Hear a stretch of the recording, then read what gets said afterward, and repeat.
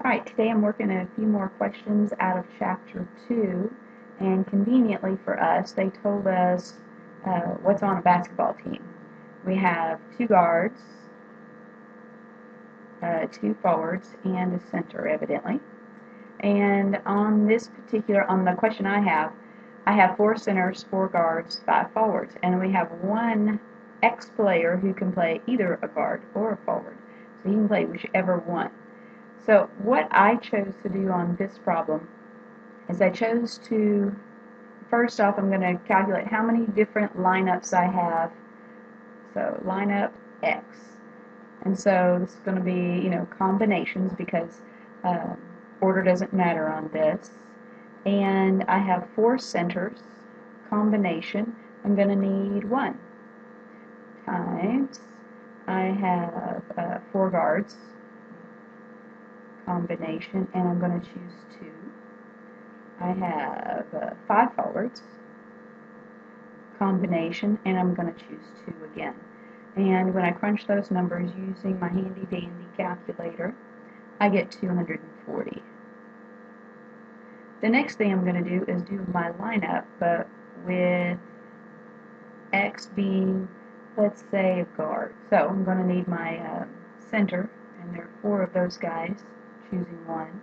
The next was my guards, and I have 4 guards, but I'm letting X be my guard. So if X is my guard, then I don't need 2 on this lineup, I only need 1. And I also need some forwards, and I have 5 of those forwards, and choosing 2, when I crunch those numbers, I get 160. Oops, I went off my screen. 160. And then with X being a forward, I'm going to say the center doesn't really change because X isn't ever a center. But there's my center. Now I need a guard, or actually I need 2 of them. I have 4 of them, choose 2. This particular time, X is going to be a forward. So I'll only need 1 more forward for my list, and then that would equal 120. Adding up those guys, I get 520. The B part on this question is very similar. It's very long and tedious, and it took me a while to figure out they don't have the answer right. So their coding on that question B is wrong. So I would advise not doing it, and I don't have it tallied in your questions. The point value anyway. Number 14 involves a little nuance, noting that pump 1 and pump 2 are identical. First off, I'm going to let A1 be probability that pump 1, I'll just write it like this, probability that pump 1 failed. And likewise, probability of A2 is probability that A2 fails, or pump 2 fails. So pump 2 fails. Now they give me 2 probabilities here. They give me the probability that either one fails. So that's an OR situation. Probability that either one fails is going to be 0.14. Then they tell me that the probability that both of them fail, that's an AND situation, is 0.06 for my particular question. Then I'm going to write down my formula that I know from my ANDs and my ORs. Probability of A1 or A2 equals probability of A1 plus the probability of A2 minus their intersection. Alright, the key is the fact that these 2 pumps are identical, right here. So if these 2 pumps are identical, probability of A1 is equal to the same as A1 and A2. Probability of A1 equals A2. So what I'm going to do is I'm just going to plug in these values. 0.14 equals, and I'm just going to call it 2 probability, and let's just call it A1. It doesn't really matter which one, but they are the same, so I can add them together and I'd get 2 of them, minus 0.06, and then just solving that equation, you get the probability of A1, because I'll add 0.06 to both sides and then divide by 2. The probability of A1 would be 0.10. And that's how I got that one for number 14. The tree is much easier to work with in problem number 15, and I kind of started this because it takes me a long time to draw this, and I'll pause it and put some more stuff in there. But I just started working it out, and I said 75% of the planes are discovered. That means that 25% of them are not discovered. Of these, it says of the planes that are discovered, so just in the discovered, 70% have a locator, which by default 30% do not have a locator. So that's how I'm making this tree. Then what I'm going to do is I'm going to give you that probability of both of those conditions happening, which would be an AND situation. Probability of being discovered and having a locator would mean that I would multiply the 0.75 times the 0.7, and I would get 0.525 multiplying the 0.75 and the 0.7 for being discovered and having a locator. Now the probability, and I don't know that I'll need all these numbers, but I just go ahead and mark them, just go ahead and write them down anyway. Probability of being discovered with no locator, I would multiply 0.75 times 0.3, and I would get, and I forgot my 5 on that little dude here, sorry about that, 0.225 for this. And so I'll go ahead and finish out my tree and then continue. I went ahead and wrote down the formulas for my given that. They asked me what's the probability that it will not be discovered. Probability of not being discovered. That line means given that it has a locator. So I used the formula for my given that probabilities, and I'm going to have to go to my tree, and I need the probability of not being discovered and a locator. So not discovered and a locator. My probabilities are on the ends here. That would be 0.0475. And then probability that it has a locator, once again on the ends, that would be this guy and this guy. So that would be 0.525 plus 0.0475. Crunch those numbers and you'll get the 0.08297. And I'll write the formula for the other. Okay, here I go. Probability of it being discovered given that it has no locator.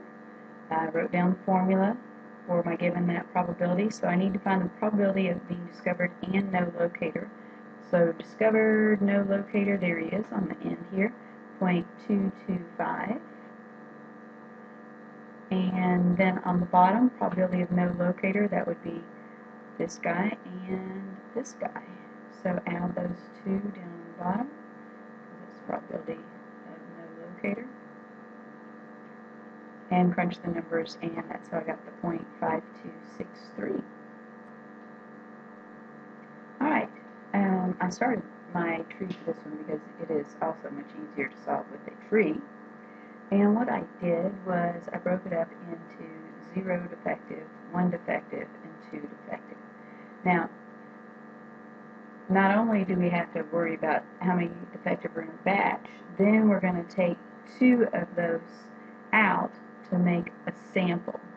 So we're going to be worried about our 2 random components that are chosen from the batch. So if I have 0 defective, what's the probability that I'm going to find 0 defective? Well, that would be 1. And so this total probability, this 0 and then there's 0 in my sample, would be 0.47. The next one is, what's the probability that I have 1 defective in a batch, but 0 in my sample? So the probability that I have 0 in my sample, or it's actually easier probably to look at it, there's 1 in there, and what's the probability that that I don't find 1, because there are, there's 1 in there, but there's 9 of them that aren't defective. So I'm going to be pulling 2 out of there. So with this batch of 2, the probability that this defective one is discovered in a sample of 2 would be 2 out of 10 or 0.2. So by default, if there's 0 in there, that would be 0.8. Multiplying these two probabilities out here, you'll get the 0.24. Multiplying here, you would end up with 0.06. Here I've got 2 defective in the batch. What's the probability if I have 2 defective in the batch? What's the probability that, say, both of them are discovered? That would be easier to look at down here. What's the probability that both of them discovered would be the 2 out of 10 for the sample, and then times the 1 out of 9 because there are 2 of them in there. So that would actually be 1 out of 45, would end up being 0.022. Multiplying my 2 in there and 2 being discovered, that would be 0.00506. Already crunched these numbers. The one up here, let's do the probability that neither are discovered. That would be 8 out of 10 times my 7 out of 9 for my sample, because that's how many of them there are in there. And that's going to equal 0.622. Multiplying that by the probability of there being 2 defective in there would be 0.08188. And then the probability that exactly 1 is discovered, well, there's 2 in there, so it would be kind of the opposite of the 0 or the 2, so both things, but it's just easier to just do the 1 minus the sum of 0 or 2, because that would be the exact opposite, so 1 minus that, since I already put it there. I don't know what that number is, but I know that whenever I crunched it all out, I got I wrote down the wrong number for that one, sorry about that. 158, because that's where you go. These tables are hard to look at when they write him down. That one is supposed to be when you crunch at 14306. Alright, so then what we're going to do is work our given nats, and I'll write down those formulas for you. Alright, I've written down our given nat probabilities. I want 0 defective in the batch, given that there were 0 in the sample. So, I need my AND. So where are 0 in the batch and 0 in the sample? That would be 0.47. So 0.47 over 0 defective in the sample, that would be this guy, and oops, there's the other one right there. So you'll add those up on the bottom and crunch the numbers. 0.47 plus 0.24 plus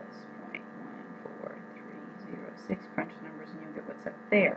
Probability that there's 1 defective in the batch, given that there is 0 defective in the sample.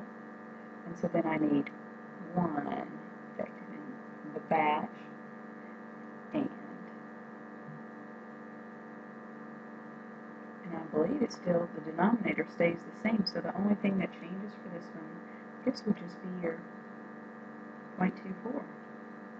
And then that would be the answer to the second one. Then for the third one, of course, we just change the number again. Let's go there. So let's do 2 defective in the batch. So 2. And I guess the denominator, because it's always that neither tested is defective, so that's 0 in the sample. So for this one, it would just be the 0.14306. Crunch those numbers, denominator stays the same, and that's number 16.